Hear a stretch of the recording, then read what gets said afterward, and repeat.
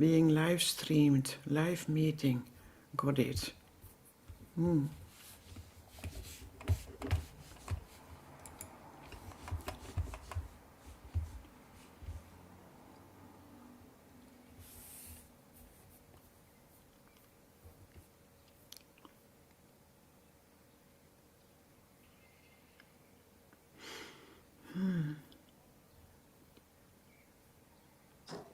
Sadika,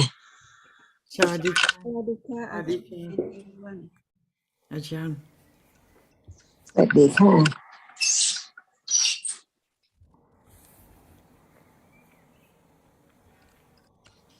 I was just talking to Jyotika.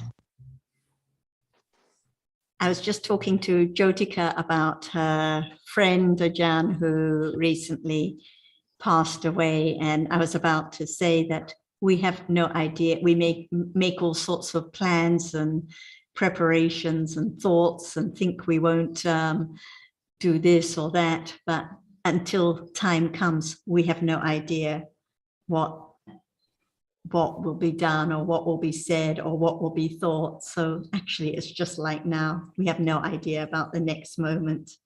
So whatever plan, whatever thought we have about the situation or the ending of life or anything, we have no idea until time comes. So that's why it's a waste of time to think and plan so much.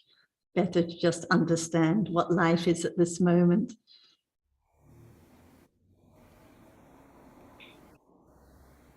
And each moment goes on by conditions, the way it is. Yeah. I can just see a new friend has joined us. Are you there, Gautam Dave?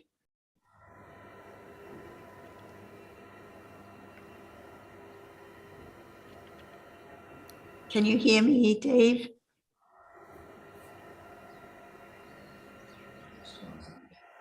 You need to unmute your speaker button or your microphone so we can hear you. Yes, I am here. Saraya. Namaskar to everybody. Yes, namaskar. Welcome here.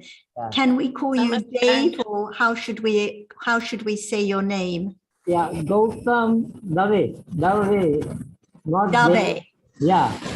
Maybe we can call you Dave for sure. Yeah.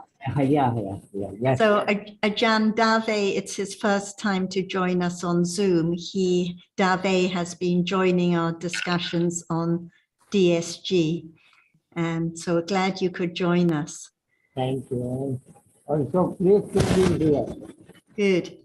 And one question Dave was asking about on DSG, Ajahn, and maybe you can add some information. He was asking about the 4 upadi, the clinging to khandas, khanda upadi, the kama upadi, clinging to sensuous objects, the kilesa upadi, and the kama upadi. And I'm not very familiar with these. Is there anything you can add to help him on this topic? I think that there must be the understanding of what is Dhamma first. Otherwise, we don't know about Upadana or Upadani. What is that? Is it clinging to that very object when it's there right now, just right now? We have to understand what it's meant by karma and the clinging upada. I don't know whether this is a point. Am I right? About upadana and karma. Is that the point, the question? Your question, Dave? There.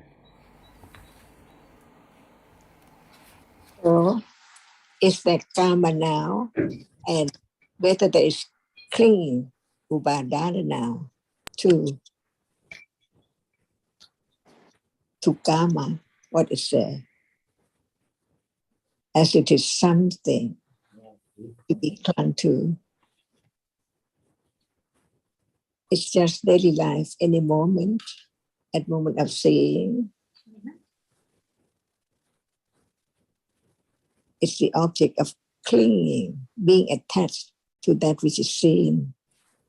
So the karma is that which appears through eyes, ears, nose, tongue, and body. Or in one's life, only 6 doorways, 5 doorways, and in mind door. Experience the same object as the sense door. As soon as the sense door has fallen away, right now, exactly the same. There must be thinking and clinging to that which appears, not understanding the truth of it as no one there at all. So the point is to understand the truth of what is there as it is. Is there anyone at moment of seeing, clinging?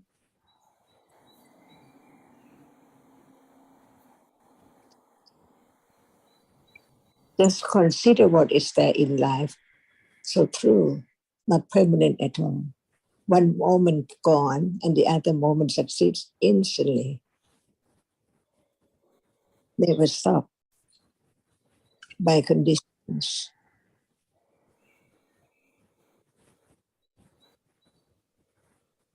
So we just learn to understand what is there now or in life, any moment, anything, any happenings. What is there? Not permanent at all. Everything is gone instantly, unknowingly. That it can be learned to be known as no one there at all. This is the truth of what is there from birth to death.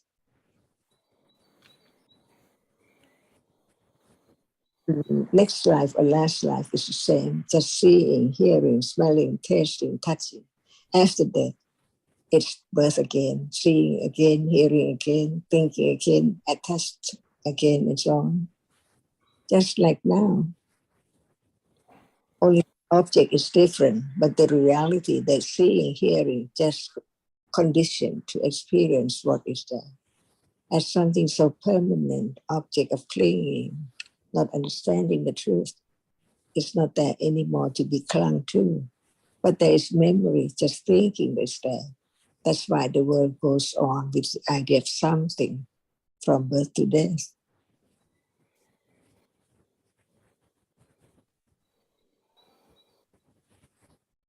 We know, Ajahn, that whatever reality is conditioned, whatever arises and falls away apart from the Lokutra Dhammas, can be the object of clinging. So any khandha, any rupa, any nama can be the object of clinging at any time. So in this group that Dave brought up, it's of course any khandha is the object of clinging. So because any khandha is the object of clinging, it includes all conditioned realities. So why does it also talk about Kam Upadana and then Kalesu Upadana and Kam Upadana? Because they're already included in the khandhas.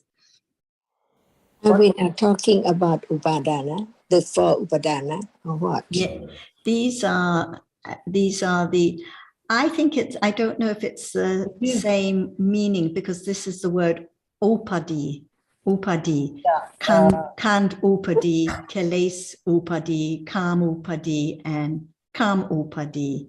So it's still, it is clinging, but it's the word upadi, but it's a different classification referring to the clinging to khandhas, to karma, to kalesa, and khandhas. Can I Is that say, right, Dave? Actually, what my answer, question was, 4 birthdays, that is a upadi, and kama upadi, kilesa upadi, abhisankara upadi, and kama guna upadi, kama guna. So, first 2 is okay, I can understand, but 3rd and 4th are very much unknown to me. That is why I have put it forward this answer. You can elaborate in this thing. Can you hear me? Yes, there's a little bit of background interference, so it's a little bit difficult to hear you. Now clear? Voice is clear now? Are you hearing me? Yeah, a little bit difficult.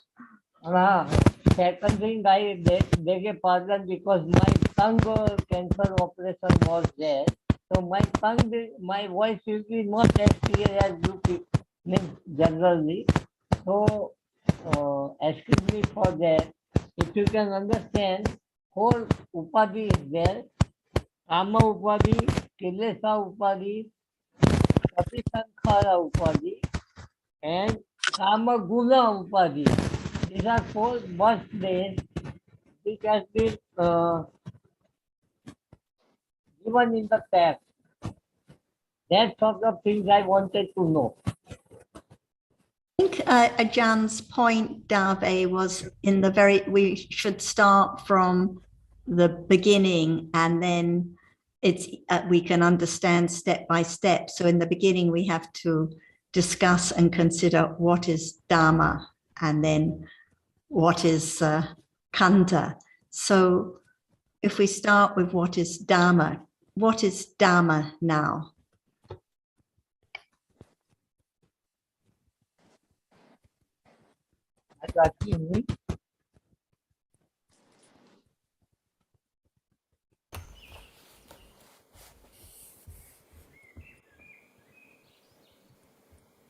I understand now what we're talking about, not upadana, but upadi, right?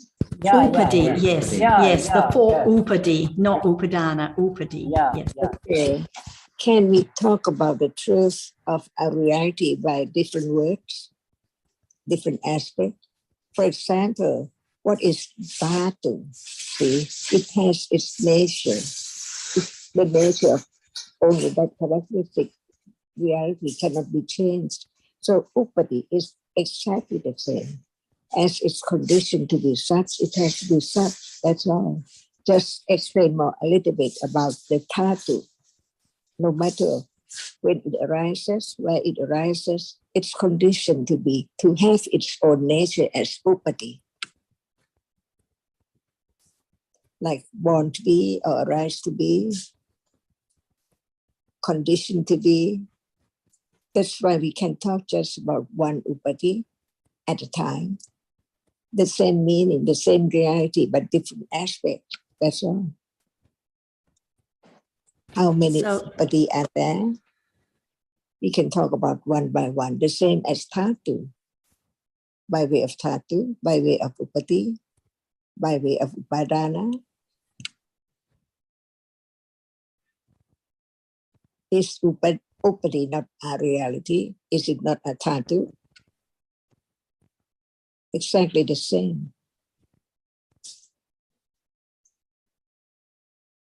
So if we talk about the first one, Khandha upadi, it's just discussing it's just the nature of any Khandha. And so we know that, for example, no, I'll leave that, but it's just referring to the nature of Khandha, not to Khandha, because any Khandha can be the object of clinging, but just any Khandha is Khandha upadi. Is that correct? And we can say that upadi is that which has the characteristic of not permanent.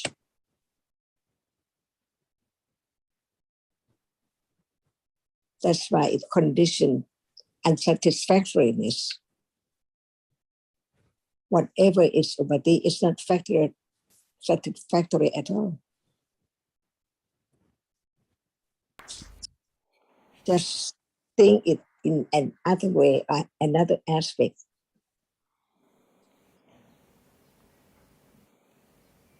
That which is upadi has the character that it has to be unsatisfactory, no matter what.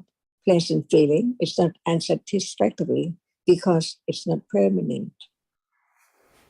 Kilesupati, Kamopati, and so on. Exactly the same by different way, manner to explain it, to talk about it. That which has the characteristic that it has to be unsatisfactory.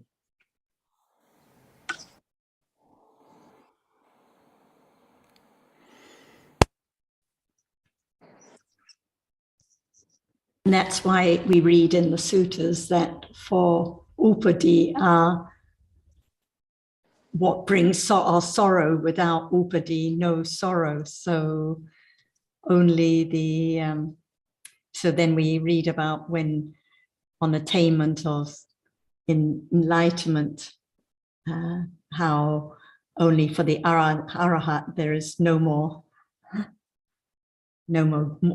grief, or only for the anagami when no more clinging to sense objects. So with upadi, there's always sorrow, because with the arising of khandha, it just brings sorrow.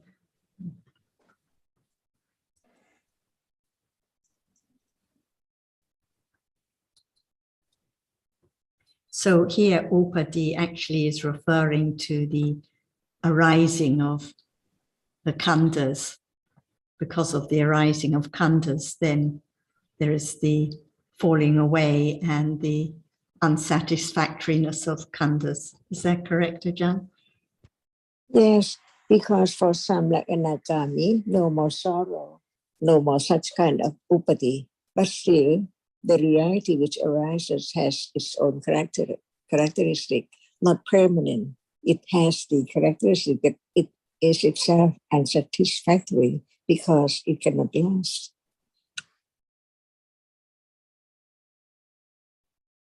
So it's still upadi because it still has arisen. So it's still unsatisfactory and brings grief, if not for that one, for the others that cling to it.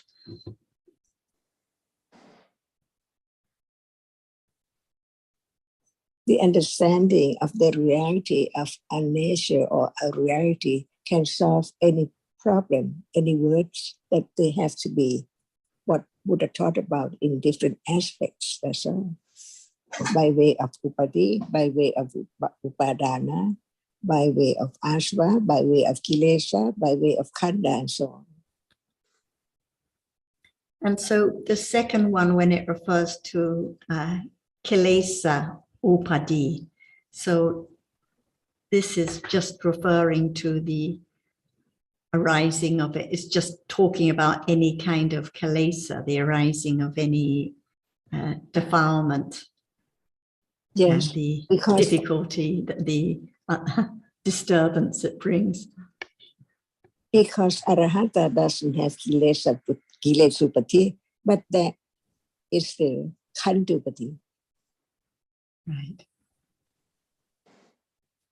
So this is an important point, Dave, that for the arahat, still khandha upadi, because the khandhas arise. So it's not, the upadi doesn't mean clinging, because for the arahat there's no clinging, but still khandupadi, the arising of khandhas that brings clinging and unsatisfactoriness for others, but it's still the arising of khandhas which are unsatisfactory. So no kilesa upadi. And the abhisankara upadi the same, because for the arahat no abhisankara, no new karma anyway, but any for others any abhisankara is upadi. Any kusala or akusala, that karma that can bring results.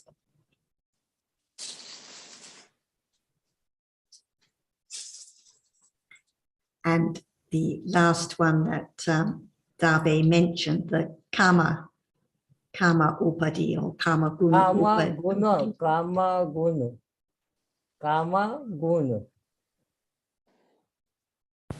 So what do you think Kama Guna Upadi is, Dave?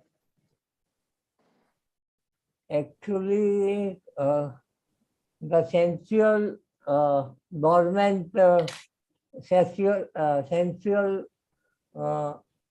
Tejasa or habituality of sensual pleasure and everything is a dormant, that is a Kama Guna. Gun means characteristic. I think that another meaning of guna is levels or layer. There are many layers or many levels of attachment or karma. Yes. So all kinds or levels of karma has to be eradicated. So there cannot be any more kama guna upadi. This is to our fathers I'm just mentioning. So this is referring to all levels, all kinds of sensuous desire, nothing to do with karma, which was covered by the Abhisankara. Abhisankara refers to the kusala, akusala, karma, but this karma gun refers to the levels of sensuous desire, karma with a long A. Yes. So I think it's just referring to, it's just another classification of different realities and the referring to the arising of these different realities. Obviously for the anagami, the arahat, no more karma guna because no more sensuous attachment. So for us, many layers of sensuous attachment all the time to be understood.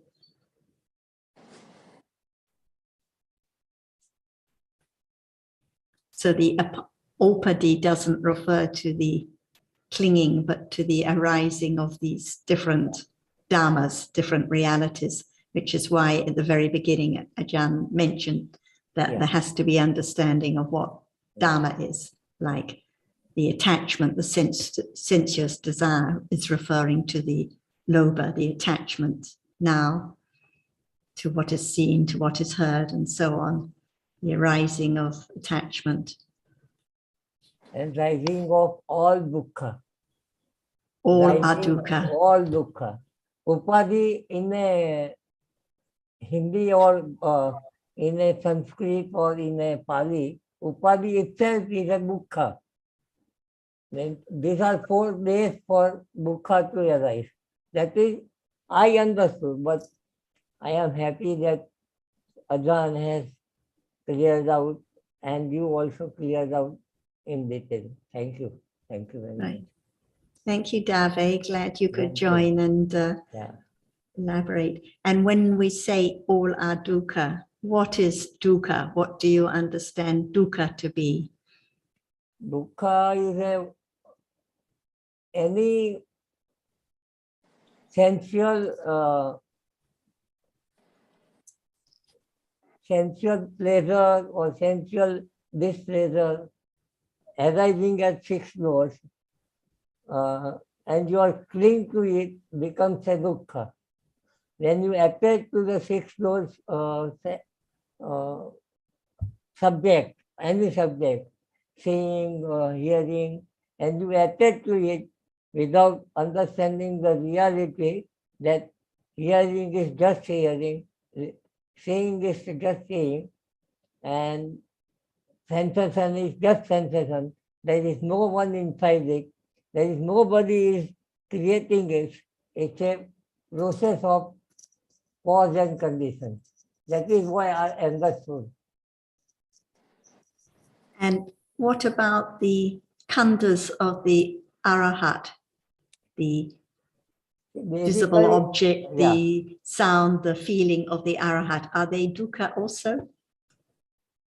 Means basically arhat, when arhat is get means eradicate all kilesa, and they even their basic body is there, and in skandha is there, 5 skandha is there. Till then they enjoy every senses. Enjoy means they have that all senses, but there's no further kilesa, no further mind development and attachment to that. It is automatic process. They are never attached to it by any way. And after parinirvana, that skandha also get destroyed. That is what arhant is there. Arhant is consciousness is unimitta, and any kind of subject to that particular consciousness. They never enter to the subject of that particular consciousness. Dave, I think in the ultimate sense and the deep sense, like when we're talking about the first noble truth, the dukkha refers to whatever arises and falls away, because any khandha that arises and falls away, therefore it is unsatisfactory. And this is the meaning of dukkha. So that's why the Buddha said, Sabbe Sankara Anicca, Sabbe Sankara Dukkha, Sabbe Dhamma Anatta. So even the khandhas of the Arahat, even though the Arahat has eradicated all kilesa, still each reality which is conditioned is dukkha. And it may not be the object of attachment, but when it's the object of attachment, then it's upadana khandha. Yeah, so even the khandhas of the Arahat are upadana khandha when they are the object of clinging by others. And of course, in truth, it's not you or the others or anyone that clings to anything, because like you said, each conditioned reality is a khandha. So even the attachment, the lobha, is a conditioned reality, not I or you or anyone who clings, not I or you or anyone who understands, not I or you or anyone who feels. So the attachment is also dukkha. It's a conditioned reality arising and falling away. Even the understanding now is a conditioned reality that is dukkha, unsatisfactory, because it arises and falls away instantly. So whatever arises and falls away in the deepest sense is dukkha, is unsatisfactory. Yes. Anyway, thank you very much for your question, Dave. Thank you all. And Nina, do you have anything you would like to bring up today, or anyone else?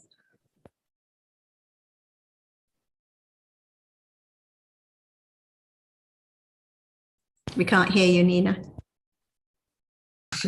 Yes.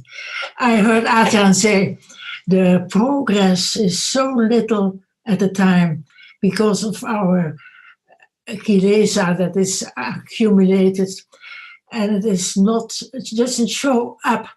So I can understand that people can maybe discouraged because it's so little, it doesn't show.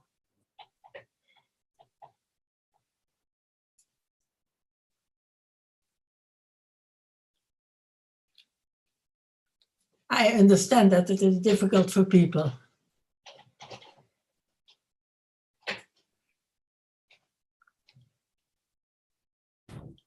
And when it's difficult, or when there is discouragement, that's also a dharma, that's also a reality. So yeah, when there's not liking or discouragement, it's just a moment of dosa, and it's also khandha, not my dosa, also a reality that's conditioned and is dukkha, and it falls away instantly too. It's just for a moment and then gone, and next moment, when there's clinging to what's seen or heard, no discouragement at those moments. So it has to be that way because it's conditioned like that, but it's gone instantly. And it doesn't matter how slow or little understanding there is. When there is concern, it shows the clinging to self that brings that discouragement. Yeah. And if there's no clinging, no discouragement. Yeah, and like you say, it's gone immediately. And that is what we forget all the time. It's gone immediately.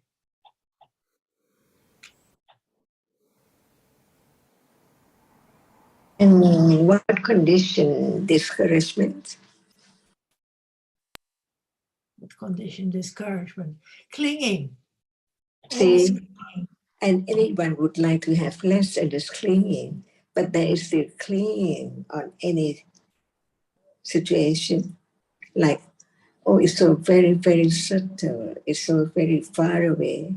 So it conditions no desire to have it so soon. So it developed naturally because the understanding of how subtle it is. Only right understanding works. Its function to let go, little by little, ignorance, which is conditioned for clinging. So without understanding, it's impossible to have less clinging. But when it's so difficult, the clinging is that just want it to be different, not as subtle as one has understood. So it depends on wise considering. It's so far away, no one can imagine what's there at moment of enlightenment. Just one reality at a time, deeper to just one. And even though just one has different degree, one now is not as it is. Because when there is right understanding and right awareness, just one is different from one now. Because when it's just one moment with no understanding, with ignorance, what is one? So many ones. But when there is an understanding of just one by one, more and more, straight to the one, but it's clear. And then one knows that there must be clearer than this, because only moment of being directly aware of a reality. What about the understanding? If it's not yet clear, develop it by hearing again, considering it's there. And now we are talking about it. So it can be conditioned that it will be aware of that. So the discouragement conditioned by lopa and moha, understanding this, it can let go the idea of trying to do something or make it sooner than as it is. Because the absolute truth is just one reality appearing at a time. How clear it is, not clear yet now, but it becomes to understand only one, shorter and clearer. And to be just at the moment when it's there, it's clearer than we can imagine. Deeper and deeper, so subtle by conditions. That's why developing the understanding of whatever is there as parami, even its discouragement, it's real, it's there, it's no one.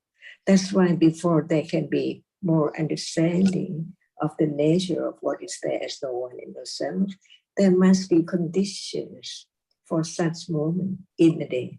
Just not forget about that now it's hard. But what about hardness? It's just hardness, or it's only that which appears, and nothing can appear with hardness at all. That's why just learn to understand the truth. That's why there can be the understanding of what is meant by parami, without parami, passion and satya. So firm understanding and confidence of the truth, satya parami. There cannot be more understanding, sharper understanding, higher understanding, to experience the truth. That's why there has to be 3 levels of understanding. Intellectual understanding. So very skillful, no doubt about the path, because what is subtle is the Four Noble Truths. and the path is the fourth one. So it develops with right understanding, with patience, with courageous, and understanding that no one can make anything arise at all, but it can be studied and understand it as no one. Now, what is there? Little by little, pity to know than not understanding anything at all. And it develops secretly, each moment, by itself, by its nature, by its function, no matter it is sati or panya or sanya or whatever. At moment of hearing about there is no one, sanya begins to mark and remember until it gets more understanding. And sanya remembers the moment when it's more understanding. Not to do anything, not to be discouraged, because discouragement conditioned by attachment, by ignorance and the idea of self. Better to understand the way, the right path, the subtle path, because the truth can be directly experienced, but not by anyone at all. Only by the panya, which begins to let go, clinging to what is there so rapidly, from one moment to another moment, to be the whole world, to be the whole house, to be the whole thing. But actually, it's just a reality. When there's no clinging to the other object which comes after, it begin to understand just one reality. Even it's not so clear, but the understanding is that it's that which can be known. And it appears only one, but panya is not strong enough because it clings to other object which follows instantly. So the reality which is there, which is no more than, cannot be known. Because of the rapidity of the succession, as usual, no one can make it slower, but right understanding can become keener and keener to let go. The realities arising together like something, but in truth, they cannot arise together like kusala and akusala. But there are cetasikas and citta arising together. But in order to have no one there at all, only one reality has to be known as it is. It takes time, better than none. Just live at moment of waking up to understand the truth, to do good deeds, to let go ill deeds and kilesa by conditions. Understanding what is there will lead to a little bit of letting go the idea of self or things or things so much, or even it is strong, akusala. Right understanding can understand that. Otherwise, they cannot be letting go the strong kilesa. But only Sotapanna can let go or eradicate the akusala stage by stage. How firm it is, accumulated quite a long, long time ago. That's why the daily life is the moment of understanding how much of the understanding of what is there as it is. It's not I understand now or try to take oneself, but it's moment of understanding and letting go little by little, no attention to other objects, only one at a time, little by little.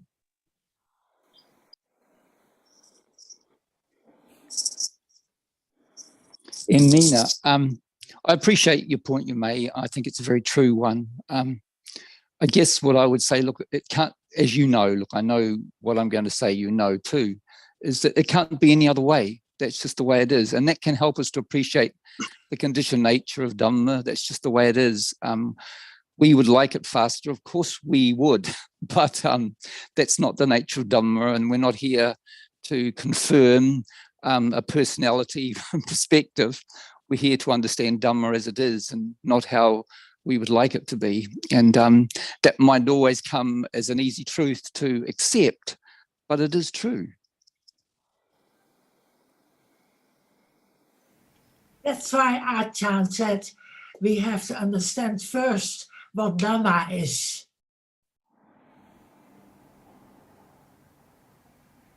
Yeah, yes, of course. Of course it is. It's a conditioned reality. And the more that can be appreciated, the more patience, kusala patience that can condition. But it is slow, I agree. And I understand people, and I know of people who initially listened to Tanajan and what she was sharing about the Dhamma, and they left. They didn't have those strong enough accumulations, we can say. There'll be all sorts of conditions, no doubt. But that's just the way it is. And it's not about us, not about us trying to prove something. That's impossible. And I think the more, as you've just alluded to, Nina, that truth is really appreciated, then there will be kind of less discouragement and just doing what needs to be done. And that's all that can be said sometimes, and that's not easy.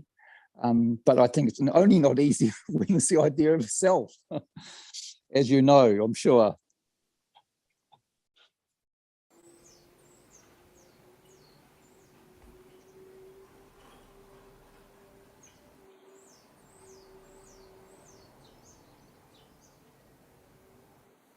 And tomorrow, Ajahn is in India to encourage the group. And I'm wondering whether the group has listened already much and interested to know what Dhamma is, not a person, not self, whether they have already some understanding.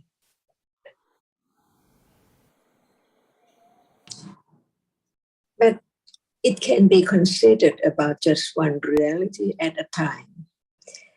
Who can condition seeing to arise? No one at all.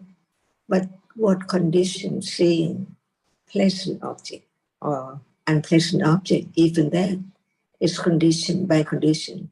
There must be condition for any reality which is there, arising. No one can change it to be different. Dhatu or upadi and so on, as it is.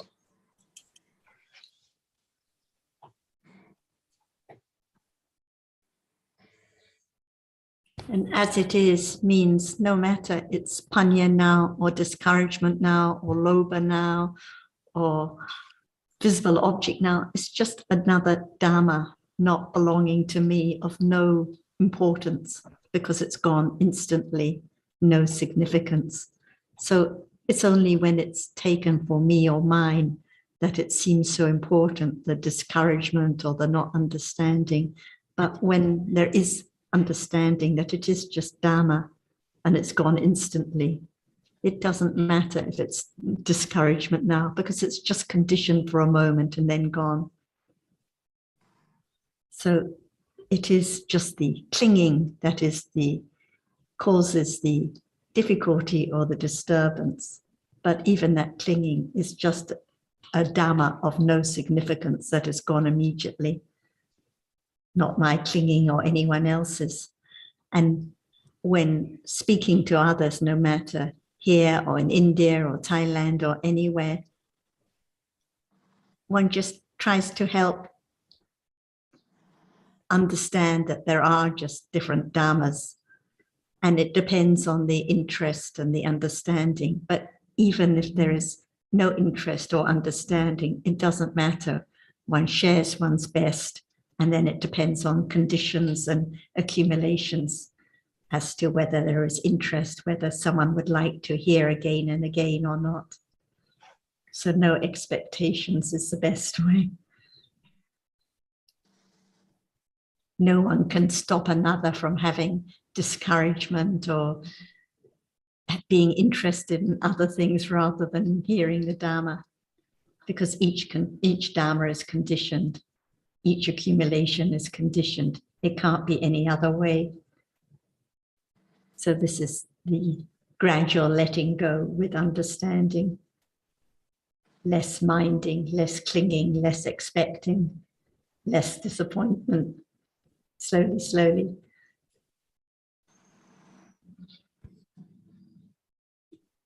And usually one is familiar to the word nama and rupa. What is that is nama, what is that is rupa. But one is not familiar to the characteristic which is there, just the word. But what about the characteristic? As nama, no one there at all. That's why we used to say, oh, it's not me, it's nama and rupa. But when it's there, see, it's not one is not acquainted to the characteristic, which is no one at all. That's why begin to hear again in order to condition moment of understanding by thinking, even thinking as it's there to be known. Otherwise, it's no understanding of what is there in life as no one at all. It's covered up as something all day, all life, in one's life. But what is the truth? It's hidden.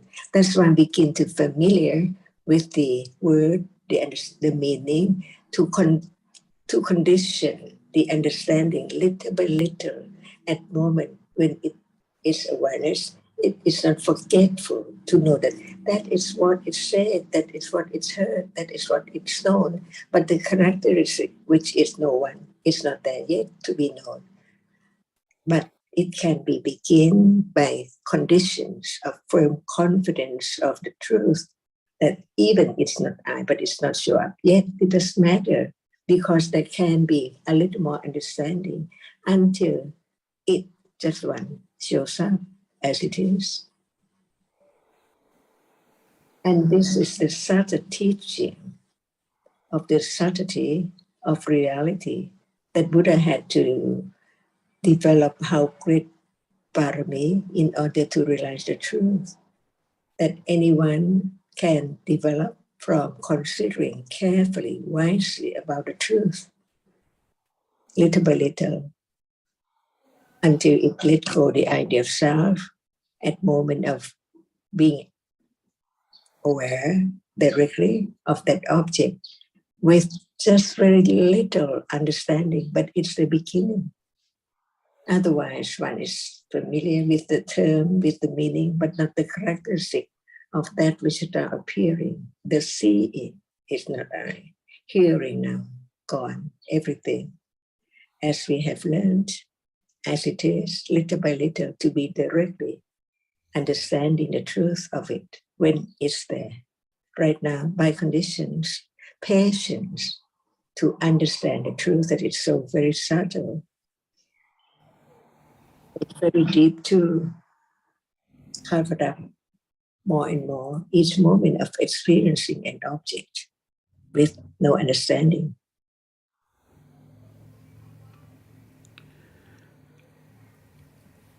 Otherwise, there cannot be the understanding of what's meant by parami.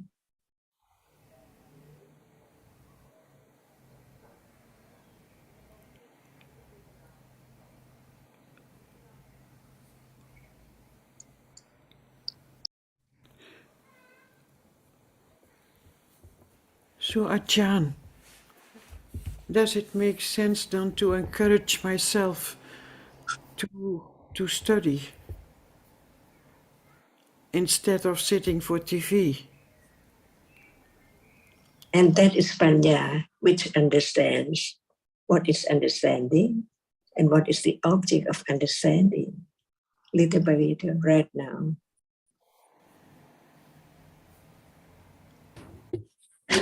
Jyotika, what do you mean by study? What does it mean to study the Dhamma? To listen to the audio. It's all on conditions, you said. It's all on conditions, but it's also time you make a choice. You make a choice. Choice making is also conditioned on. In the deepest sense, the study, the sikha that the Buddha taught about refers to the understanding now. So no matter whether one's watching TV or reading a newspaper or opening the Dhamma book, there can be true study anytime because each reality is conditioned So seeing now, or seeing when watching the TV, or seeing in the forest is still just seeing. And what is seen, visible object, is just the same, no matter here or when looking out of the window or looking at the TV. So there can be study or understanding anytime. If one thinks that the only study is when one opens the Dhamma book or listens, then it means one has the idea that there cannot be understanding or true study when cooking or working or watching TV. This is not the right understanding of study. Study has to be at this moment, no matter where or when. So it's not just referring to book study or the conventional idea of study, but the understanding of what appears now. So studying the Dhamma is not a matter of not watching TV or not going to the movies or not cooking a meal. So we don't have to think of it in terms of should I be doing something different to what I'm doing or what I like doing. Because there can be, as Sarah said, the study of the Dhamma at any time if the conditions are there. Of course, we keep in mind that it is useful to listen to or to take part in or to listen to recordings of Dhamma discussion. But that will happen by conditions, and it shouldn't be thought of as something to be done in order to develop understanding.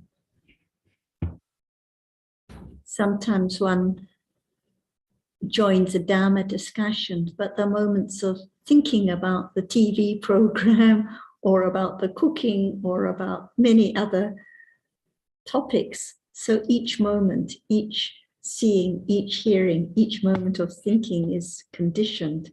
And it seems that I or you make a choice. But at this moment of seeing, does anyone decide to see this or that visible object? At a moment of hearing, does anyone make that hearing arise and decide what is heard? It's just the same at any time. At each moment in life, there's a citta, a moment of consciousness that is conditioned. And each citta is accompanied by cetasikas. So no matter whether attachment arises or discouragement arises, each reality is conditioned not by anyone's decision or choice. Even at the moment of thinking, shall I turn on the TV? That thinking is conditioned. And whether it conditions the bodily actions, even that moment is conditioned, not you or I to do anything at all.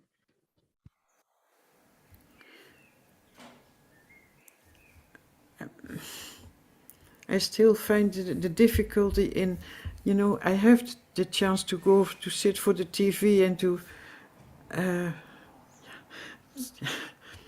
do not the work I have to do. And sometimes there may be thinking about it or the plan to turn on the TV, and then one, at the last moment, it doesn't happen. One may pick up a Dhamma book on the way, but each moment of thinking, each bodily action, each moment of intending to speak, each sound uttered arises by conditions, not by one's will. Oh, yeah. I think the reason you have difficulty, Jyotika, is that there is an underlying belief that there can't be the study of Dhamma while one is watching TV. So you are torn between doing what you'd like to do and doing what you think you should be doing. As one develops, as one comes to appreciate more about the conditioned nature of things, that question doesn't really loom so large, and we come to appreciate that it's a question of one's interest in the Dhamma rather than what one is doing at the moment that will condition consideration of useful consideration and also the wish to join a discussion or to listen to a recording. But it will be different for each individual according to accumulated tendencies. So it's not something that needs to be a conflict or difficult. Yeah.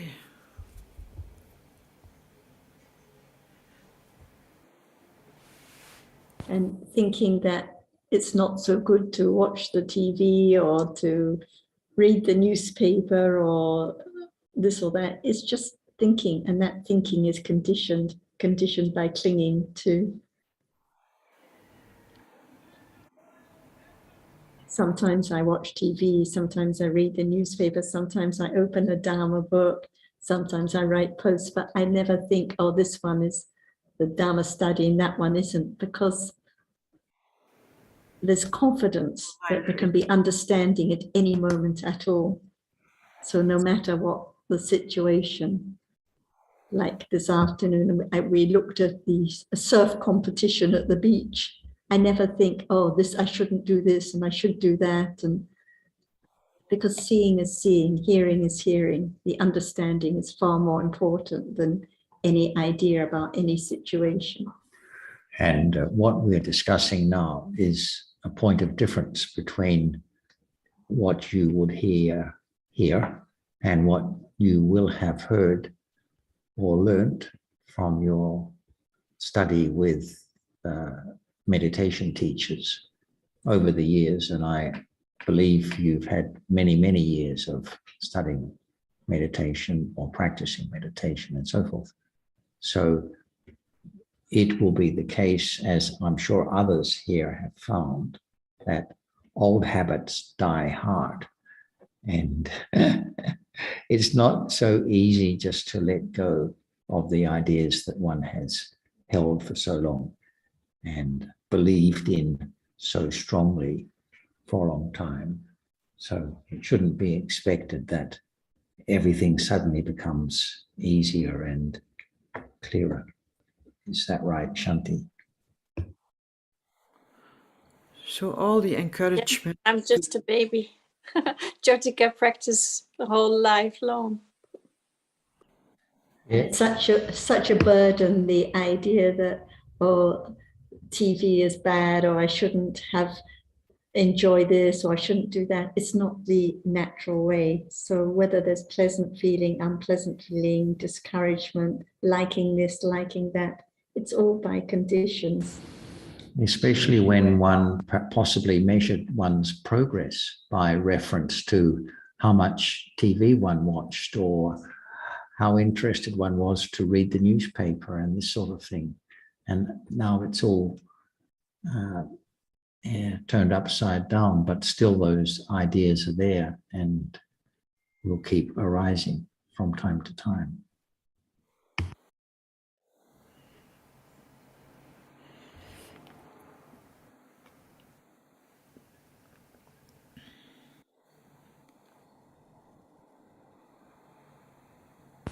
Some people think they shouldn't go out and enjoy nature, or they shouldn't look at photographs, or they set so many different rules.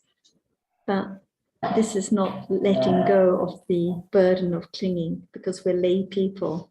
And even you don't look at nature, or even you don't turn on television, the clinging is still there. The wishing, the thinking about it. So it has to come back to the understanding at this very moment. I understand, but so then all the precepts are also not important. Just a question of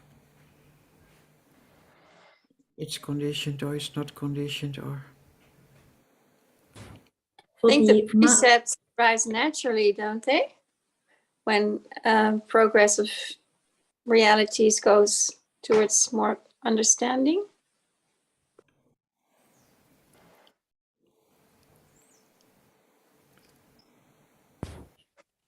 For the monk has to follow all the rules, so there cannot be the watching of TV or activities such like this. But for lay people, there is no rule like this. And we cannot say that because of watching TV, there's less understanding or more clinging than if one doesn't watch TV. It depends on accumulations.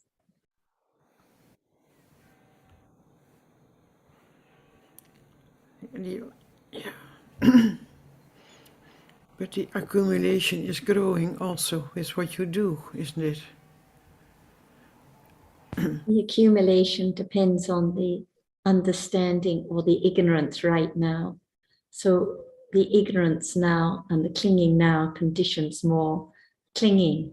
So that's why, like in the suttas we read, one can be in the quiet forest with no TV and no entertainment, but full of clinging, full of discouragement, full of aversion. Or one can be in the busy marketplace with one's friends, with understanding and less clinging. So it doesn't depend on the situation. It depends on the understanding right now, no matter the place. This was the idea before the Buddha taught the Dhamma, that seclusion or viveka meant physically being alone, living in the quiet place, living in the forest.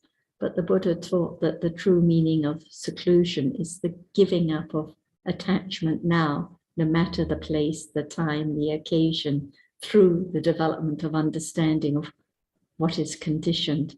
If there's no understanding of what is Dhamma, what is reality now, there will never be the giving up of any attachment or any ignorance, no matter one never turns on the TV, no matter one never wears colorful clothes, no matter one doesn't eat after midday.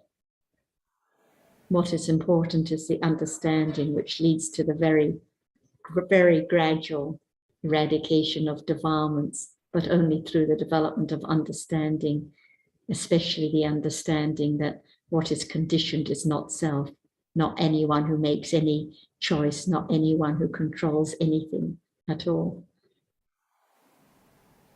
What helps me, and maybe Jyotika, is very simply reminding that the reality is first, and then there's the thinking that I can do something. It's not the thinking that makes the reality.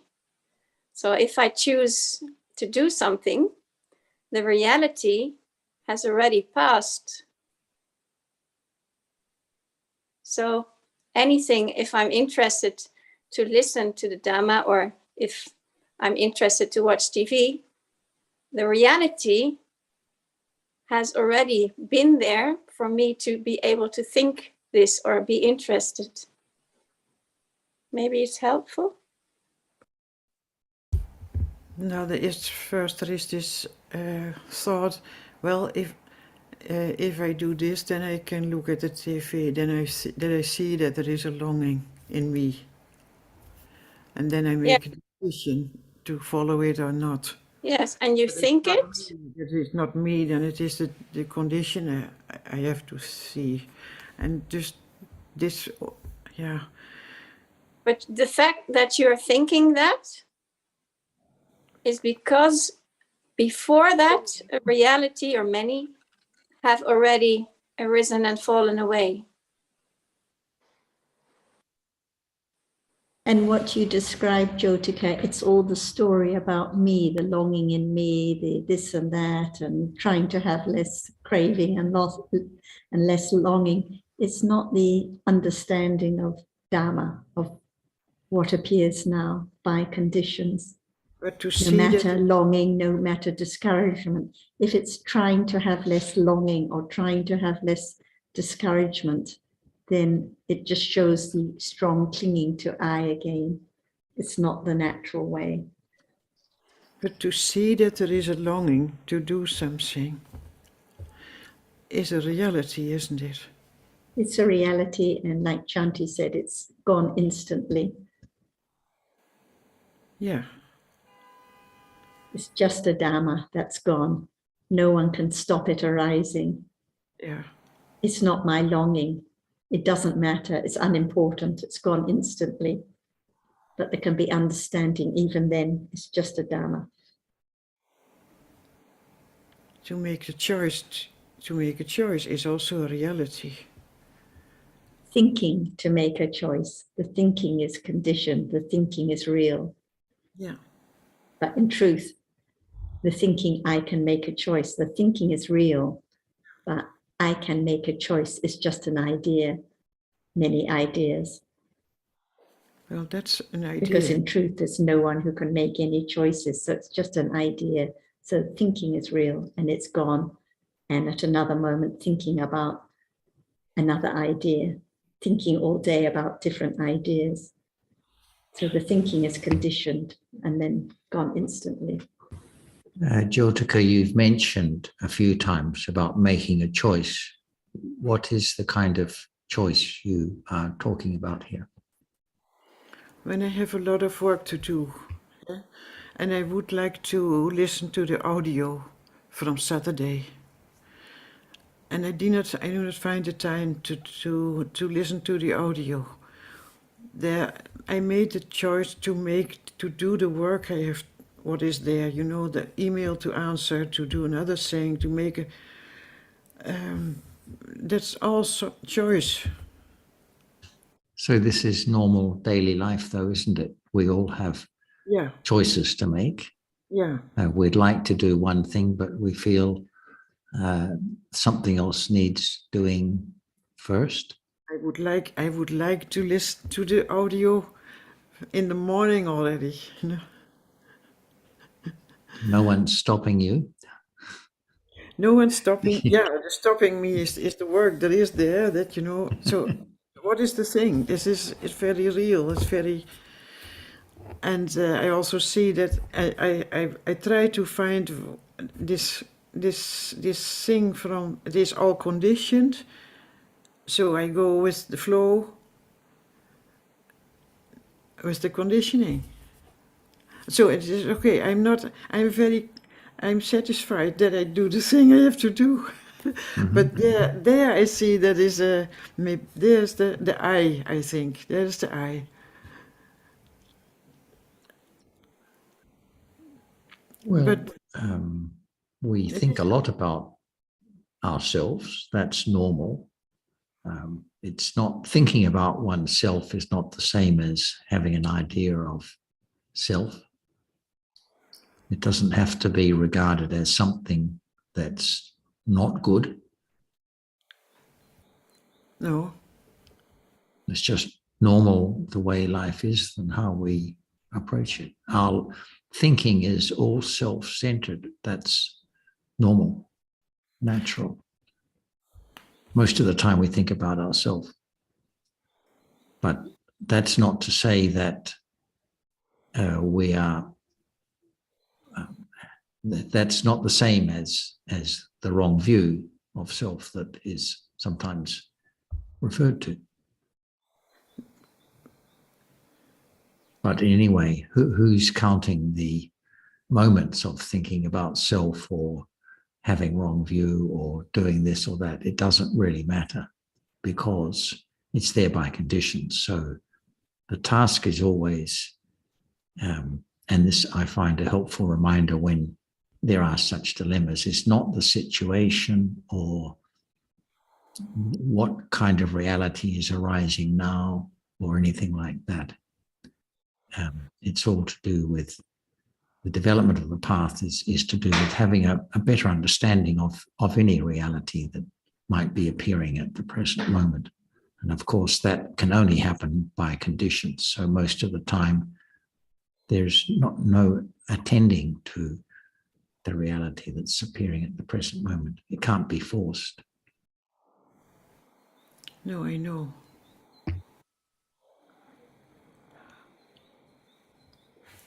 I have a question to Betty. because I heard, hi Betty, or maybe is it Mom, on the audio of 2013, September, you referred to the Maranasati, I think, Sutta, and that it helped you so much. You got it from Suking. And I'm asking you, because maybe you can say in your own words at the moment how this helped you, because it's maybe also referring to Jyotika, how the perception is different for different people, and how it helped you. I'm not quite sure what you're referring to. Our perception of what? Perception of reality, perception of Any perception, the conceptualization, and maybe also, like Jyotika says, that she, with deciding, well, you said it helped you a lot when it was the Maranasati Sutta. Okay. The Maranasati Sutta, I think it was involving the idea of death. And actually, death is a momentary thing. So when we understand that when realities arise and fall away, falling away is basically the death of a reality. So that we can, so that it, when we understand that it's also momentary, in addition to regular, conventional idea of death, it helps to have less, I guess, less attachment in the sadness of losing somebody when they die. To remember that there's really dying every single nanosecond of life. I think that's the only, I think that's what it is. I remember that was the case when my mother-in-law died last year in July, almost a year ago. That thought helped me tremendously to accept and not to be so attached. There was when there's an understanding, as John and Sarah and Tony John have been saying, when there's a moment of understanding, there's a moment of letting go. And when the letting go occurs, there's what's called piti, or meaning great, wonderful feeling when that occurs. So it's so when there's understanding arising, it's a great moment of calm and peace and that arises with it. So when the problem is, you can't make the thought arise. The thought arises because of conditions. And I remember for years, I didn't quite understand that, and I was always, oh,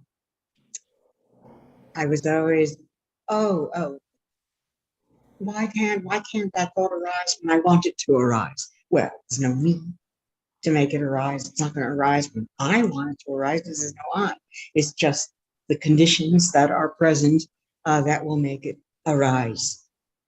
So when I've learned, when there was a learning to accept that, there was no more this. How can I make that thought arise? How can I make? There was that kind of disappeared. So, but then again, there's always setbacks. It happens, there's still times you think, why couldn't that have arisen 5 minutes ago when that happened? Okay. And so it's cumulative, and that's what they mean by the accumulations. And also talking about doing the normal things of everyday life. One of the things I think that happens too is we start to have clearer perception of what are wholesome things to do and what are unwholesome things to do. And I guess with the development of understanding, there's more tendency to do wholesome things rather than unwholesome things. But then again, there's also setback. So it's a constant thing, being aware that, and it can happen anywhere. For instance, I remember when I began to study with Tana John, and I learned that there were all these Thai temples over in Las Vegas. I was shocked out of my mind. I said, gee, why are there Thai temples in Las Vegas? And really, why not? Why can't you have understanding at the gaming table or the slot machine in Las Vegas? So it can happen anyway. And I think the when we think about the momentary nature of death, it helps when there is a loss in family or friends or whatever. It's a great help to, when that thought arises by conditions, to allow for the understanding and acceptance of the loss of the person that died. Yeah, I haven't thank you very much. Very helpful. I haven't written it down, but I think you said it helped you also because it says something about stages of perception, stages of conceptualizing. So not always to do with people dying, but more daily life. Mm-hmm. I'm not sure what I said at that time. Well, maybe just what comes up now, how you remember your stages of conceptualizing. Well, you already did tell a little bit about this, that it is more and more feeling for unwholesomeness and wholesomeness, I guess. But I don't know how this relates to the death, momentary death of the cheetah. That's a link. Because then when the idea of the momentary death, when there's more realization or understanding of that, it also means that there's going to be less attachment. If I love my this ring, okay, if I understand that it's only a reality which arises and falls away instantly, that it's not real, there's less attachment to it. And it's the same thing with losing a loved one. But this is going to happen to all of us. It happens to everything. Everything is momentary. All the dhammas that arose and fell away in the course of that person dying, and so forth, arise, the Patisanjitta arising, and the next Jitta arising, and all of this stuff. It allows, when there's understanding of it, it allows for less attachment to it. That's to the person. That's the only thing I can think of. Yeah. So with Jyotika, for example, the thought of me watching TV or not knowing whether I should work or listen to the audio, that's like the ring. It's past, it's gone. That's because of accumulations and conditions. Okay.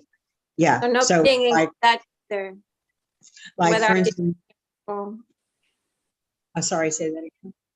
No clinging to that either, because it's past, because it's fallen away, because there's something else now. Well, that's more of an understanding of accumulations. Because, for instance, there is the perhaps accumulations to work hard at whatever one's profession is, okay? So one has developed the habit, if you want to call it that, or they developed the habit of accumulations to work very hard for this particular job, whatever it is they're doing. And so they feel, if I don't work now and get this thing done and I watch TV instead, they feel guilt, right? So that's it's part of the accumulations from the previous moments and years of moments of the life that one is living. Okay.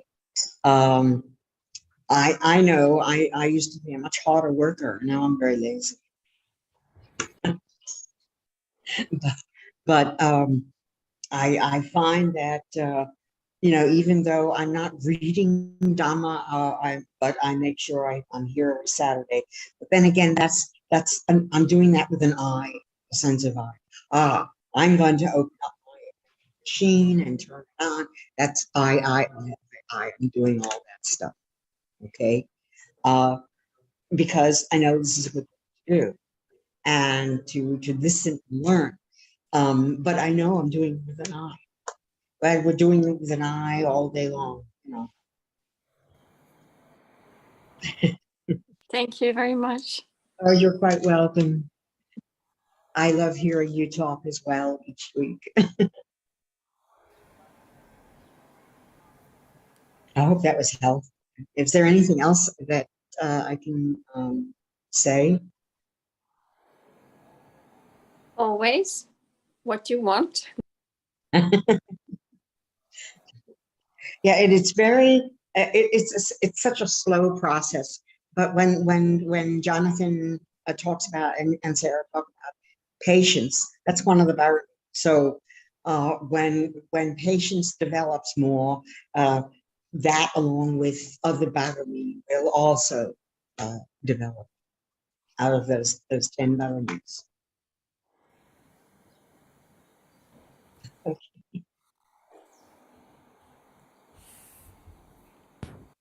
Ajahn, is there anything else you wish to add to Jyotika's question and point? It seems like we always think, I thought and I liked and so on. But in truth, it's already conditioned. It's not you at all. At moment of I will, it's conditioned. Or I will not, it's conditioned. That's why understanding that which has a reason, not just that you are going to make it arise, that is wrong. Because even thinking is conditioned. We cannot exchange our thinking at all by conditions. That's why belief, have confidence of that which arises has to be by conditions, by its proper conditions. So many conditions too, eons and eons ago, who knows the way it develops or it accumulated at all. But remember that at moment of think I will, it's conditioned to think I will already. That's why learn to understand that which has a reason, so it's appearing. Only that in life, no matter what, thinking right now, it's conditioned. Nothing can arise without conditions at all.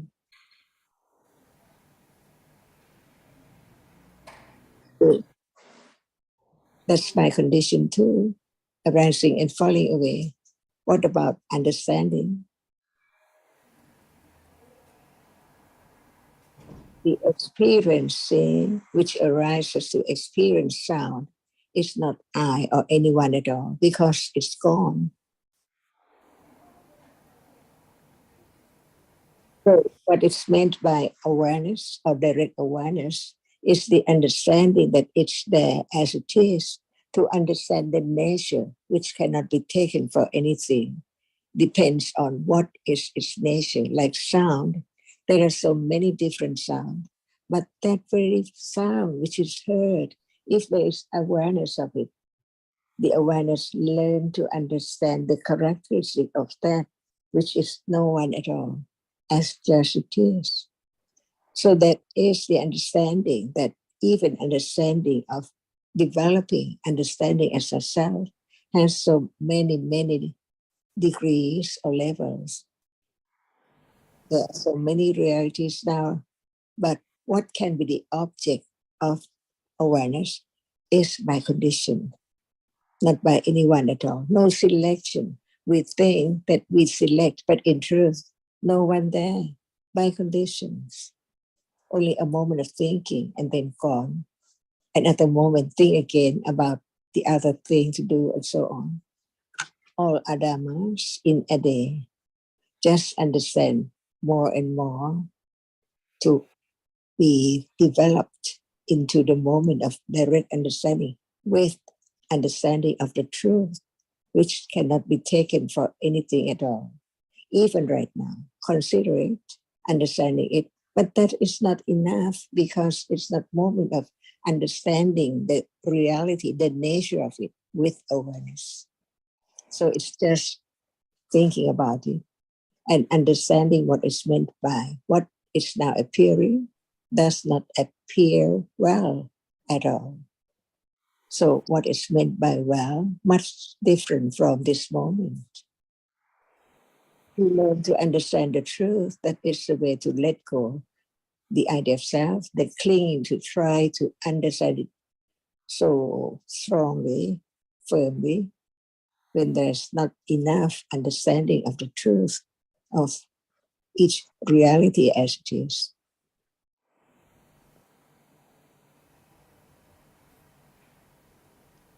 So long, it seems long and long noise, but in truth, many moments. And when there is direct awareness, it doesn't think of other things. And when it is aware, it is a little bit clear until it's just more than that. Only one, see, only one. But there are so many sounds, continuous.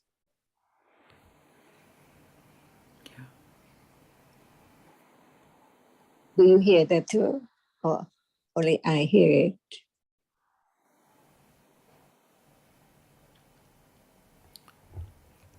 The sound of what the idea comes again, clinging to that as what.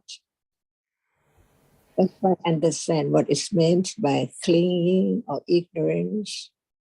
So very subtle.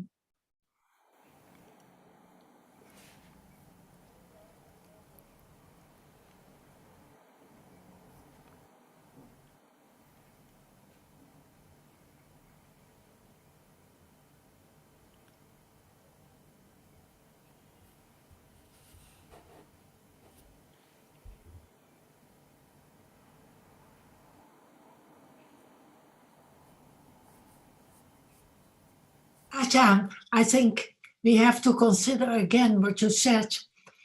Whatever appears does not appear well. This is a very important point that you made. Say it again, please. I cannot hear well enough. You said whatever appears does not appear well. And I think this is a very important point. Because you see that so many moments of thinking about that which appears, not really being aware of only the characteristic of that as it is, because it arises and falls away in split seconds, so very, very rapidly. So this is the difference between the direct awareness. It has to be understanding of that which is there to be understood. Otherwise, how can there be conditions to be aware of it? Because even awareness is not taken, it's not anyone at all. It's there by conditions, all by conditions, wholesomeness, unwholesomeness, or whatever is experienced by conditions. While someone experiences pleasant object, while the other experiences another object, unpleasant object. See, all by conditions in one's life. That's why there can be the understanding what condition what. Wholesomeness condition the wholesome vipaka, and the unwholesomeness condition the unwholesome vipaka, unpleasant vipaka. And the world is full of misery, painful feeling, unpleasant feeling, flood and all everything by conditions. And people just help the other. But the best help is to help them to understand the condition for what is there now, in order to condition the present object or kusala vipaka, not the akusala vipaka. And best of all is to understand the truth, because the truth is hidden. When we talk about hidden, it means that what appears now is hidden because the idea of something is there, as not as it is. A rose, see, how can be the color be a rose? It is only the reality that can be seen. So how much ignorance? And the truth is hidden. It arises and falls away in split seconds. Otherwise, it's only the idea about it. But understanding that it's so true, when there is more understanding with direct awareness of just one reality at a time, it appears not as it is, little by little, but it is the same color as usual. But the understanding of the nature of that is the understanding of no thing in it, and so very short, because when there is another object after it, it is known as this object is not that object, one by one. And that is the beginning of understanding the truth of what is there as the whole world, very permanent, lasting from moment to moment. But in truth, it's the breaking world. What is there is so short and arise again, and long again, or short again, depending on conditions.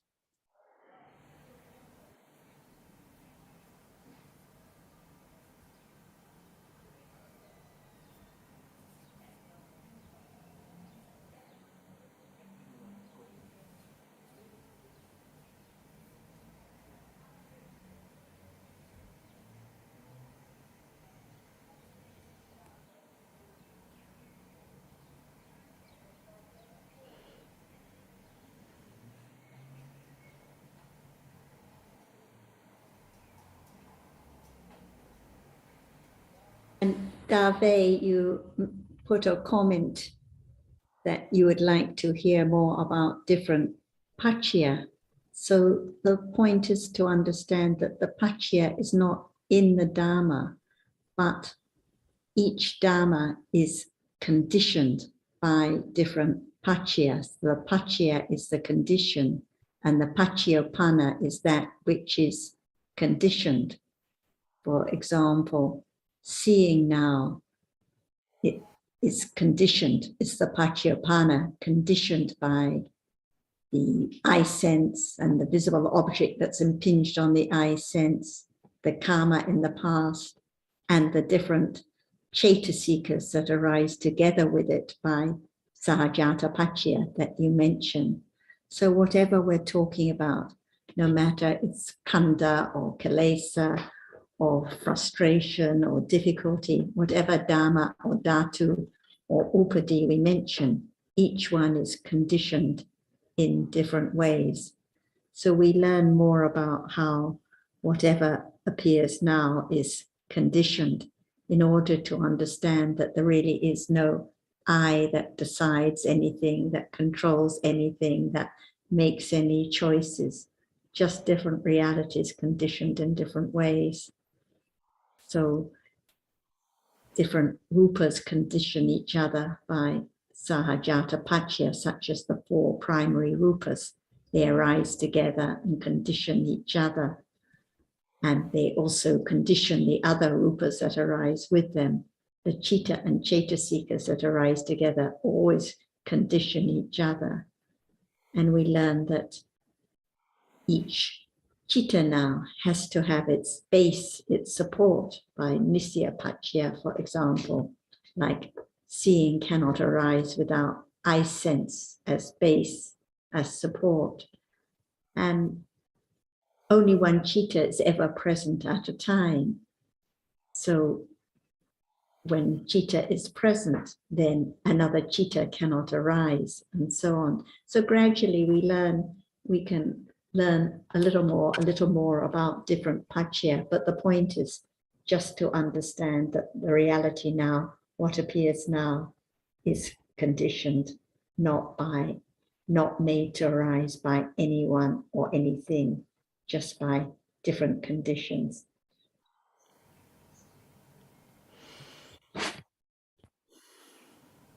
If no one has a question, maybe talking about kukucha, regret, is a good one. Also referring to Jyotika's question, because talking about it now is maybe also regret coming up. And when we look back that we didn't do things as we wished. And I'm reading in the book of Nina that it has both as characteristic and as function and as manifestation deeds of commission and omission. And I don't understand what that means. It just means that which has been done. For example, maybe the bad speech, the harsh speech that one said yesterday or 10 years ago, that which has been done or that which has not been done. Maybe one regrets not studying Dhamma last year or the year before, or not giving as much as one had an opportunity to give, what has been done or not being done. There can be regret about anything. And it's so useless because what's gone is completely gone. It's completely thinking about what I did or didn't do. That's why for one with right understanding, no regret at all, because it's all gone, just dhammas that had to arise as they were by conditions. So And that's the word, why. Sorry, the word commission is do and omission What was not done, omission, what was omitted from being done, not Yeah. done. Yeah. Yeah, yeah. When I enjoy a sweet, and then I think I could have shared this, but I let the opportunity pass by. So one can regret it to have the opportunity for kusala, but you didn't use it. Yes, thank you. And it works also for Jyotika. I didn't listen to the audio, or I didn't do my work, or I did watch TV.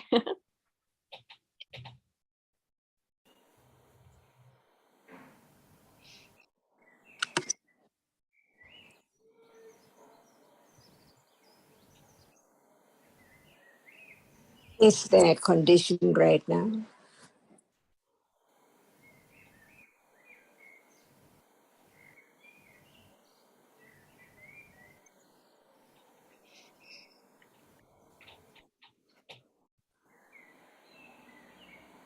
Yes, of course, there must be Dhamajan. So what is it now? It's not Thinking. just the word condition, but there must be the reality, the truth of it. So it, though not just say simply condition, but what kind of condition? Because each reality is different. So it has its different conditions too. So whatever arises, it is conditioned. But what condition it? Is the condition a reality?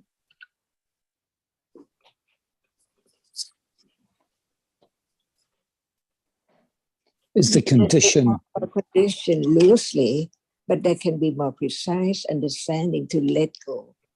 The idea of self, the more there is the understanding of condition, the more it can be moment of letting go.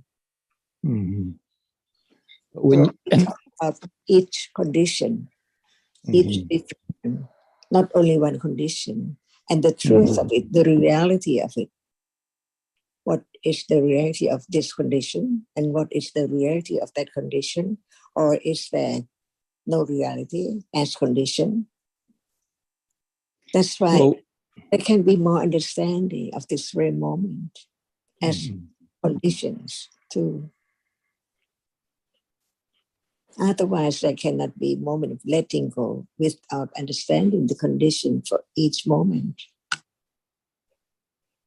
Well, for example, Dhamajan, so we know that I sense is a condition for excuse me, that I sense is a condition for seeing, or the Yes. so Yes, what kind of condition? well, And what support, condition is that? To what's the condition support? seeing. I'm sorry, can you repeat that, Tana Janka? It's not enough to say just condition, but what kind of condition is that at moment of seeing? See, otherwise it cannot let go the idea of self who condition. See, the more understanding of condition, different conditions, the more can be conditioned for letting go. Little by little, it develops secretly by the different realities at a time, the complex of the way it is. So by about one reality or one moment, what is there as conditions for that moment to arise, to be different ones. For example, the seeing itself is that which experiences an object, the teeth which experience only the characteristic of that very object, while the other reality experiences it by different ways. But the citta itself experiences that. Is that a condition? it must be, Tanajan. Is citta itself a condition? Well, can't we say that citta arises by its own support conditions? It must do, because it's a conditioned Dhamma. Because citta condition cetasika to arise together, right? True. At moment of its arising. So citta condition cetasika and cetasika condition citta by way of sahachata arising together.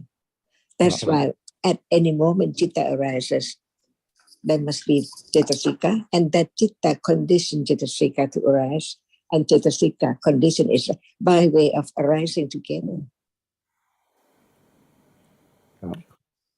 One condition for citta and cetasika.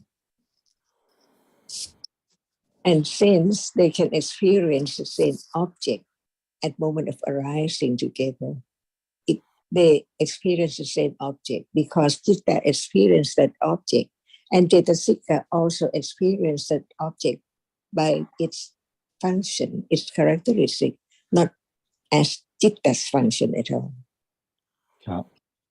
That's why it is sampayutta paccaya.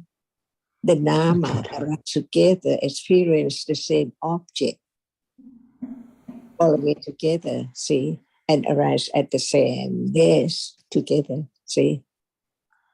That's the characteristic of sampayutta paccaya, because sahachata is the moment what arises together.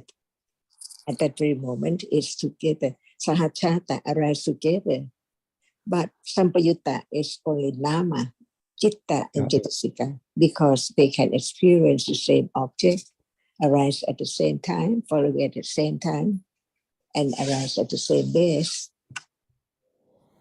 So besides being sahachata, it is sampayutta, because they experience by these characteristics.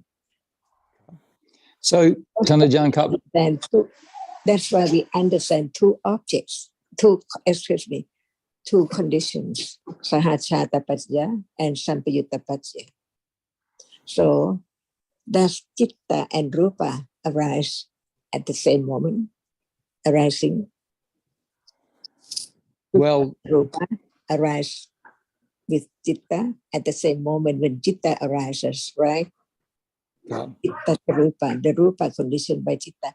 But can citta and cetasika cannot be sampayutta paccaya, because the rupa cannot experience the object. The nature of the element is different, because one can experience the object and the other cannot experience the object. So the paccaya for citta and cetasika is different from the paccaya with citta and rupa. I mean, I can grasp that intellectually, Tanajan, but when you're saying sampayutta Pacchya, which is association condition, and Sahajata, which means arises at the same time.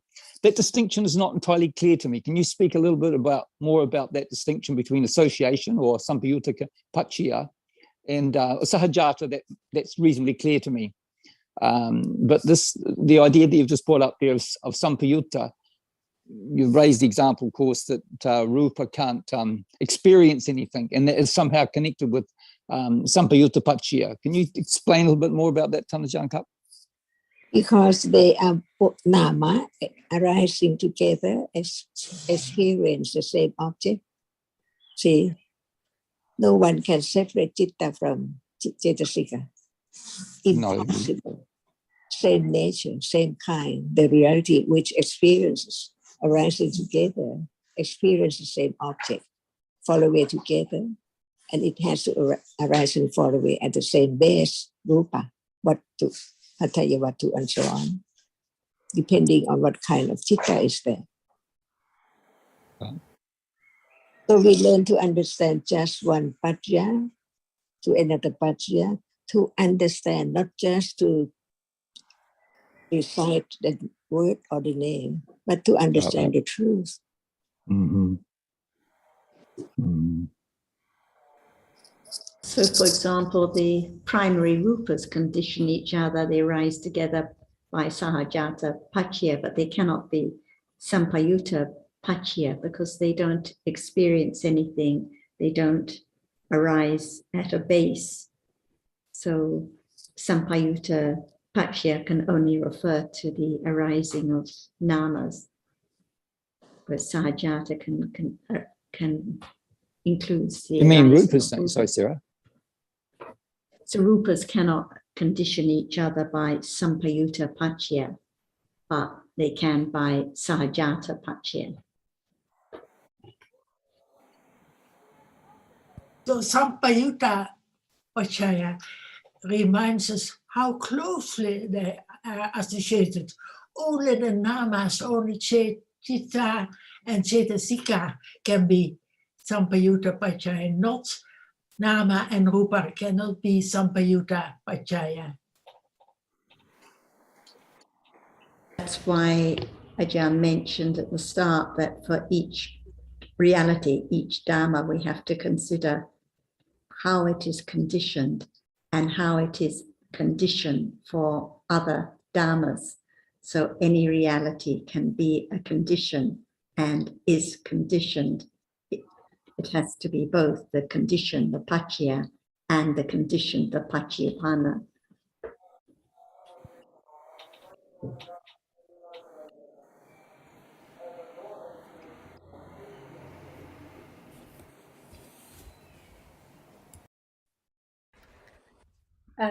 Ajahn, may I ask a question if you are there? Yes. Hello, Ajahn. สวัสดีค่ะคุณเมย์ Ajahn, just going back to, there was a discussion earlier about difficulty in understanding, and we often discuss that. And you said, as you often do, about reality not appearing well when there is not enough understanding. And it occurred to me that when you actually speak about reality appearing well, that you are speaking from an experience of that, because of the way in which you describe it, and are able to show how that is I suppose one of the explanations for the difficulty that arises when that experience has not yet been had. And so it seemed that the difficulty is often because of a degree of understanding. So the less understanding, the more difficult it seems to develop understanding. But as it develops, then maybe there is some more clarity. And as you say, as reality gradually appears well, does For that example, difficulty change? I mean, the way you describe that experience personally is for me a source of confidence, because although I do not have that experience, I cannot say reality appears well. It gives me confidence that it is possible when you describe it. the characteristic of that which appears, no one can change at all. But the rapidity of the succession, can it appear as well as just one at a time, as not anything at all? Because in truth, what is seen is only that which impinges on the eye base. Is the moment of understanding that which impinges on the eye base as nothing in it?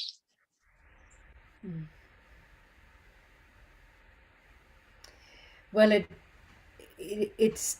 I think this is where the idea of difficulty is. There is maybe a lack of certainty. That maybe one thinks that is what is being experienced, but it's more likely than not. And I think when there's that uncertainty, it's probably a fairly clear indication that the reality is not appearing well. For example, just look at a diamond. A diamond, it seems like we know the color, the light or bright of the characteristic of that, but we take it for something. And the moment when it is not something, it's just that which is there. Does it appear as that? I think at the level of thinking, but in terms of the direct experience, not with the clarity that you speak about, Ajahn. And when they arise and falls away succeedingly, very rapidly, can just the characteristic of one true characteristic appear as it is, only that one? Well, you certainly make it seem possible. When there's no understanding, it is impossible to understand that which is so very, very sure, so very, very tiny, because what we take for the whole world, how many atoms, how many reality, seeing and hearing, on and on, mixed up. As they appear well when they are mixed up. But when it appears just one reality at a time, imagine, is it just as big as a house, a window, a flower, a shoe?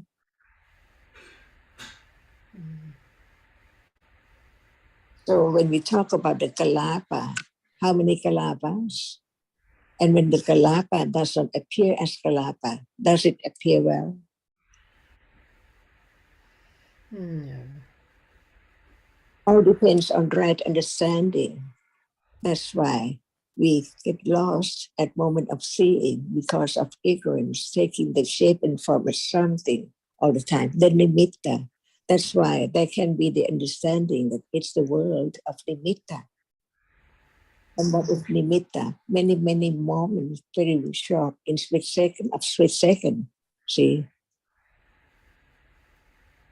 So there's no understanding of the truth as actually there's no thing or no one at all, only one reality, different one at a time, through different doorways.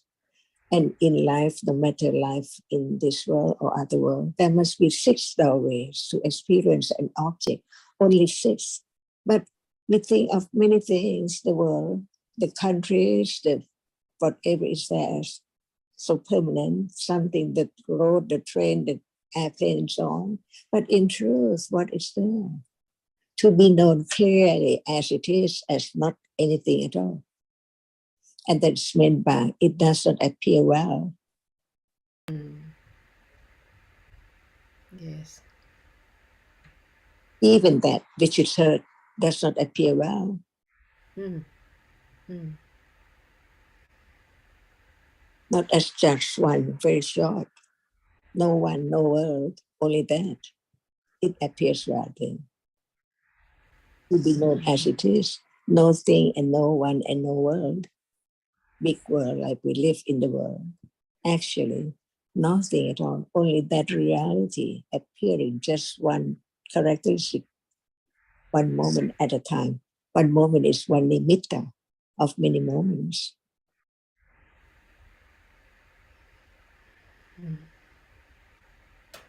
That's why there can be the understanding how much ignorance each moment in life, eons and eons ago, up till now. And that is the moment of beginning to hear the truth about it, to begin to understand little by little, but actually life is so short. When we think of death, everyone has to die. It can be now or any time. So what is the best thing in life, which is so short? And life without understanding is just like this: seeing, hearing, smelling, tasting, touching, feeling, so on, and then gone, never to arise again. Nothing is left because actually there's no one, not anything at all. It's the way Dhamma is by conditions.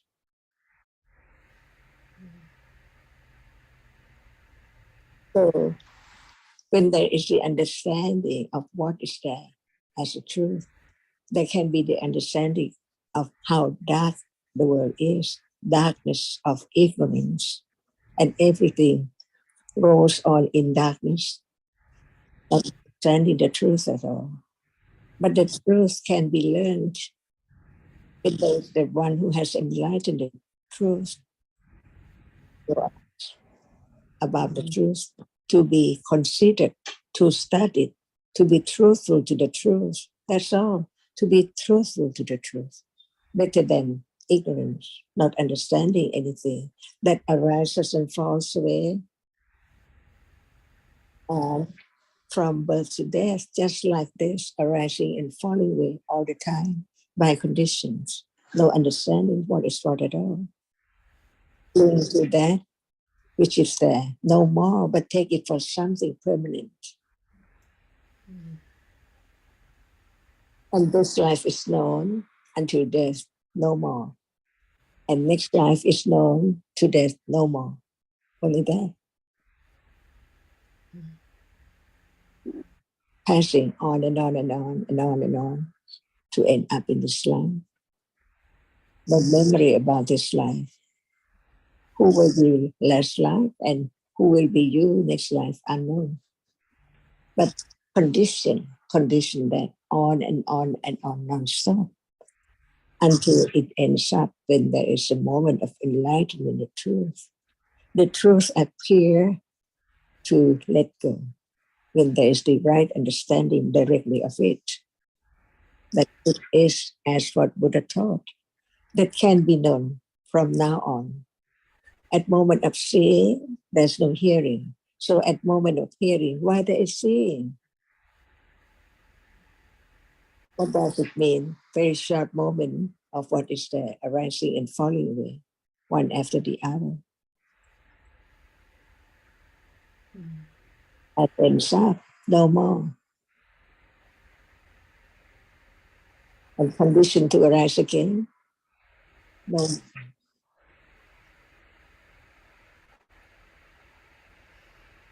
Yes, it just seems like we have to hear it over and over, and each time we hear it, it's not the same as before. Yes, how very fortunate we are that that you can keep saying it to us in the way that you do. So the understanding only can let go ignorance and attachment and whatever is conditioned. And right, Well said, that Maeve. can begin the moment of hearing about what is there, little by little.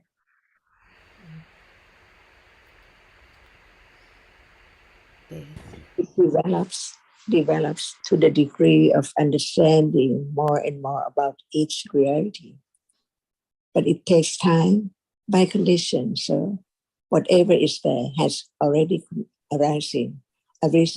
So it can be object of understanding because it's there already.